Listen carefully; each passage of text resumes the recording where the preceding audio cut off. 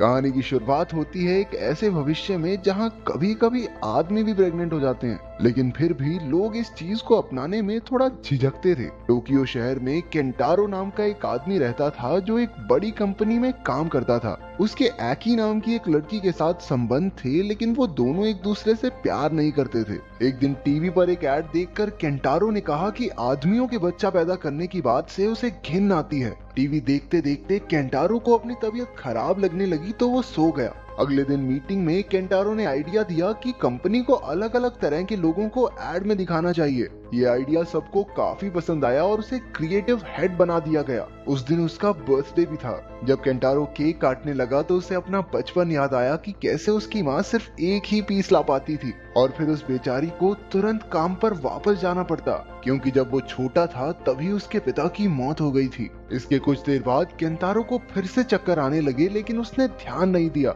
रात को उसकी माँ तोमोका ने उसे फोन करके विश किया। वो अब भी काम करती थी क्योंकि वो केंटारो पर बोझ नहीं बनना चाहती थी। अगले दिन केंटारो को फिर से चक्कर आए और वो हॉस्पिटल चला गया। जब डॉक्टर ने बताया कि वो प्रेग्नेंट है तो उसके होश ही उड़ गए। वो बिना कुछ सुने ही वहाँ से भाग निकला। बाद में उसने एक प्रेगनेंसी टेस्ट खरीदा और टेस्ट करने पर वो प्रेग्नेंट ही निकला। अगले दिन वो बिना किसी को बताए काम पर चला गया। मीटिंग में वो औरतों के बारे में बात कर रहे थे कि कैसे उन्हें बच्चों को दूध पिलाते हुए खुद को ढकना पड़ता है। तभी केंटारो की शर्ट पर भी 2 बूंदें आ गई और वो तुरंत बाथरूम में भागा। असल में प्रेजेंटेशन में मौजूद बच्चों के रोने की आवाज सुनकर उसके अंदर की माँ जाग रही थी। शाम को केंटारो डॉक्टर के पास बच्चा गिराने गया और डॉक्टर ने उसे एक फॉर्म दे दिया जिसमें बच्चे के दोनों माँ बाप के साइन होने चाहिए। केंटारो ने एकी को मैसेज करके मिलने को कहा, लेकिन वो काम में बिजी थी। उसने इंटरनेट पर प्रेगनेंसी और उसकी मुसीबतों के बारे में जानने की कोशिश की, लेकिन वहाँ सब कुछ औरतों के बारे में ही लिखा था। इसके बाद वो शाम को एकी के घर गया और उसे अपने प्रेग्नेंट होने की बात बताई। एकी को ये बात सुनकर बहुत बड़ा धक्का लगा, लेकिन बाद में वो फॉर्म पर साइन करने को राजी हो गई। तभी केंटारो को उल्टी आ गई और सारा कागज खराब हो गया। अगले दिन जब एकी ने अपनी दोस्त को ये राज बताया तो उसने सलाह दी कि उन्हें एक बार फिर से सोच लेना चाहिए, क्योंकि बच्चे का जन्म किसी चमत्कार से कम नहीं होता। फिर एकी ने केंटारो से मिलकर कहा कि उन्हें बच्चा रख लेना चाहिए, क्योंकि वो ये सोच रही थी कि उसे बिना प्रेग्नेंट हुए बच्चा मिल जाएगा, और क्या चाहिए। केंटारो ने साफ मना कर दिया, क्योंकि बच्चे की वजह से उसकी जिंदगी बहुत खराब हो रही थी। आखिरकार एकी ने भी कागज पर साइन कर ही दिए। जब केंटारो काम पर पहुंचा तो उसके बॉस ने एक दूसरे आदमी को लीडर बना दिया था, क्योंकि केंटारो इतनी छुट्टियां ले रहा था कि उस पर भरोसा नहीं किया जा सकता। केंटारो अब बस इस बच्चे से छुटकारा पाना चाहता था। जब डॉक्टर ने उसे सर्जरी के लिए बुलाया तो एक नर्स ने उसे बताया कि बच्चा 12 हफ्तों का हो चुका है, इसलिए अब उसे शहर के ऑफिस से बच्चा गिराने की इजाजत लेनी होगी। लेकिन बाद में अल्ट्रासाउंड रिपोर्ट में बच्चे को देखकर उसका दिल पिघल गया। वहीं उसे मियाजी नाम का एक आदमी दिखा जो उसकी ही तरह प्रेग्नेंट था। मियाजी प्रेग्नेंट होकर काफी खुश था और केंटारो उसके परिवार से भी मिला। अगले दिन ऑफिस में नए क्रिएटिव हेड की प्रेजेंटेशन में किसी को मजा नहीं आया, तो उन्होंने केंटारो की सलाह मांगी। केंटारो ने कहा कि उन्हें प्रेग्नेंट आदमियों को एड में लेना चाहिए। ये एड उनकी कंपनी की इमेज को और बढ़िया कर देगा। उसने खुद को आगे लाकर कहा कि वो इस एड का हिस्सा बनेगा,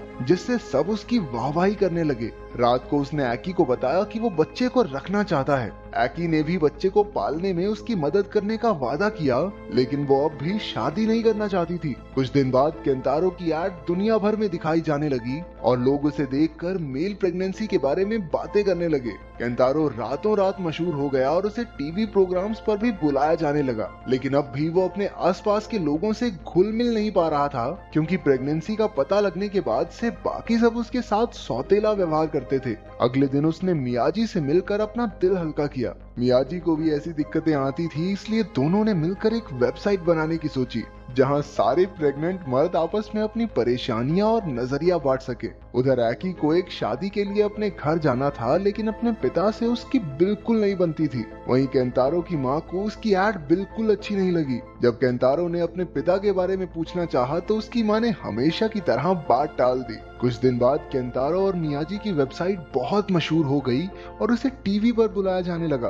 अगली बार जब केंतारो और एकी डॉक्टर के पास गए तो उन्हें पता चला कि उनका बच्चा एक लड़का है। उधर वेबसाइट पर बहुत सारे मेंबर्स हो जाने के बाद मियाजी और केंतारो ने सोचा कि क्यों ना सारे प्रेग्नेंट आदमियों को आपस में मिलवाया जाए। उन सब की पहली मीटिंग सफल रही और सबने अपने अपने तजुर्बे बांटे। अब तो केंतारो को टीवी पर देखकर मियाजी का बेटा भी अपने पिता की प्रेगनेंसी को अजीब नहीं समझता था। तभी केंतारो के बच्चे ने पहली बार लात मारी, जिससे वो काफी खुश हुआ। कुछ दिन बाद उसे मियाजी की पत्नी का अचानक फोन आया क्योंकि मियाजी हॉस्पिटल में था।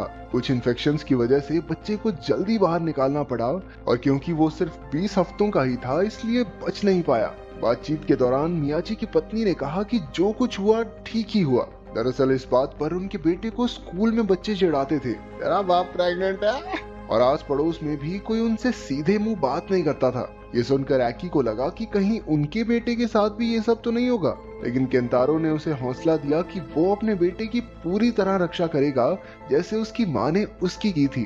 खैर कुछ दिन बाद एकी अपनी बहन की शादी के लिए घर पहुंची। वहां उसके पिता ने ताना दिया कि वो सिर्फ अपने बारे में सोचती है क्योंकि अभी तक उसने शादी करने के बारे में कुछ सोचा तक नहीं था। उधर केंतारो के पेट में दर्द उठने लगा। चेकअप के बाद डॉक्टर ने कहा कि उन्हें डिलीवरी जल्दी करनी होगी और फिर ऑपरेशन होगा। उधर ऑफिस में लोगों ने केंतारो के बच्चे को लेकर एड बनाने की बातें शुरू कर दी थी। केंतारो को यकीन नहीं हुआ कि उससे पूछे बिना इतने बड़े फैसले लेने वाले वो होते कौन है। थोड़ी देर बाद उसने कुछ मीठा खाया और कंपनी से इस्तीफा दे दिया। एड के बाद वो इतना मशहूर हो गया था कि कंपनी उसे जाने नहीं देना चाहती थी, इसलिए सीईओ ने खुद आकर उसकी काफी तारीफ की। ये सब सुनकर केंतारो भावुक होकर रोने लगा और कंपनी में रहने के लिए मान गया। शाम को एक पार्टी में एकी ने कुछ लोगों को केंतारो की एड का मजाक बनाते सुना। गुस्से में आकर उसने उन सबको खरी खोटी सुना दी। घर आकर उसने अपने माँ बाप से भी कह दिया कि वो एक प्रेग्नेंट आदमी के बच्चे की माँ बनने वाली है, लेकिन इसके बावजूद वो उससे शादी करने की नहीं सोच रही। उसके माँ बाप को ये बात बिल्कुल पसंद नहीं आई, लेकिन वो कहने लगी, आपको चिंता करने की जरूरत नहीं है, मैं टोक्यो में रहते रहते अपने बच्चे भी पाल लूंगी, आप रहिए यहाँ आराम से। फिर वो वापस टोक्यो चली गई और केंतारो उसे लेने आया। दोनों ने अपने तरीके से बच्चे को अच्छी परवरिश देने का फैसला किया। जब केंतारो अपने घर पहुंचा तो एक आदमी उसका इंतजार कर रहा था। उसने कहा कि वो केंतारो का पिता और माँ दोनों है। केंतारो ने तुरंत अपनी माँ को बुलाया और उसने ईची नाम के उस आदमी को वापस आने के लिए जोरदार थप्पड़ मारा। उसकी माँ ने बताया कि ईची केंतारो के पैदा होने के बाद ही उन्हें छोड़कर भाग गया था। अपनी माँ की बात ना सुनते हुए केंतारो ने फैसला किया कि वो ईची को अपने साथ ही रखेगा। उसे ईची के कपड़ों में अपने जन्म की तस्वीर भी मिली। ईची ने उसे आदमियों की प्रेगनेंसी के लिए कुछ नई चीजें दिखाई जो केंतारो को भी काफी पसंद आई। इसके बाद केंतारो अपनी माँ से पूरी कहानी जानने गया। उसकी माँ ने बताया कि पुराने समय में प्रेग्नेंट आदमियों को छुपकर रहना पड़ता था क्योंकि समाज में इस चीज को बहुत बुरा समझा जा रहा था। लोगों के ताने सुनकर वो इतना दुखी हो गया था कि घर से ही भाग गया।